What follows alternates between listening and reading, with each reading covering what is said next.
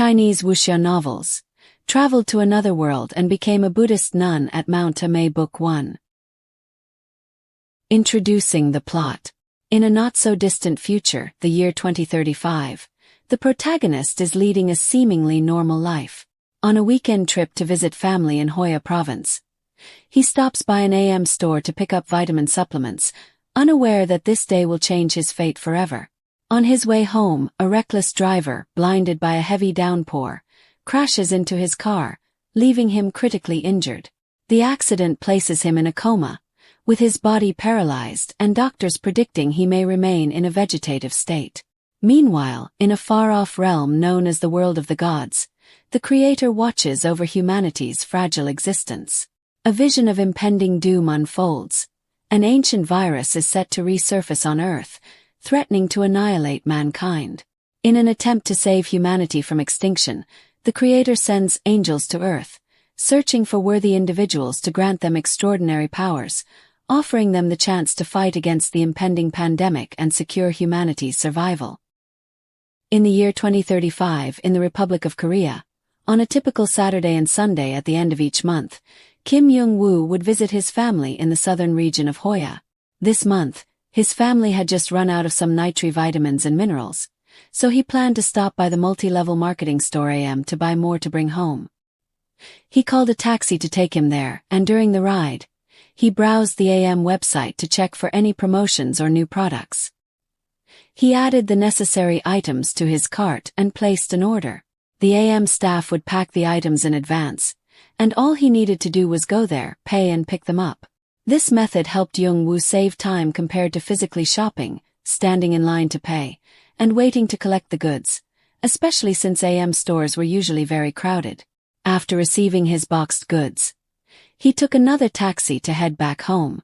By this time, the afternoon had turned to evening, and the light was softer than during the day. As he traveled, light raindrops began to fall, and traffic on the road remained busy. The rain gradually became heavier. The driver, with many years of experience, slowed down the taxi as the rain intensified. The evening grew darker, and streetlights along both sides of the road flickered on. The taxi continued to drive steadily through the main roads, under bridges. It was now fully dark, and based on the current speed of 40 kilometers per hour, it was estimated that he would reach home by 8 p.m. A relatively slow speed for a car, but necessary due to the weather.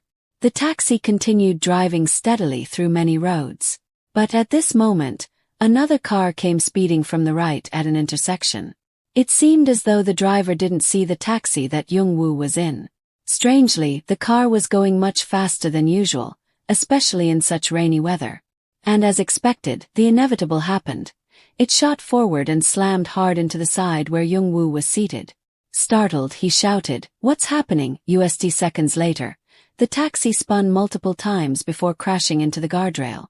It took some time before nearby residents called an ambulance, and both drivers were taken to the hospital. This was the event that took place on Saturday. Now let's go back to the morning of that Saturday. In the divine realm, the Creator Jehovah was observing everything from his vast, omniscient view of the universe. Suddenly, he sensed a strange disturbance within himself. Digging deeper, he discovered a looming danger that threatened to strike and destroy the inhabitants of a small blue planet called Earth. He saw horrifying visions and knew he couldn't allow this to happen. At that moment, he summoned a female angel and instructed her to go to Earth, seek out a suitable individual, and offer indirect assistance to this person, to save humanity. The creators say, "Go to Earth, find suitable individuals, and guide them to save humanity." The gods are beings that assist humanity and all living creatures, offering guidance. However, they are bound by an eternal law. They may only provide direction and guidance. They are not allowed to intervene directly using their powers. The angels say, "I will obey." The angel immediately set out to follow the command.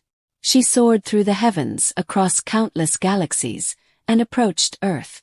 At this point, she used her divine powers to scan the planet, and she detected a faint signal from a suitable individual in the Republic of Korea. The signal was weak, so she descended through layers of clouds, heading directly towards the source of this faint energy. Flying over many cities in Korea, she hovered in the air, observing and sensing. She passed over several cities but had yet to feel a clear indication. Read more.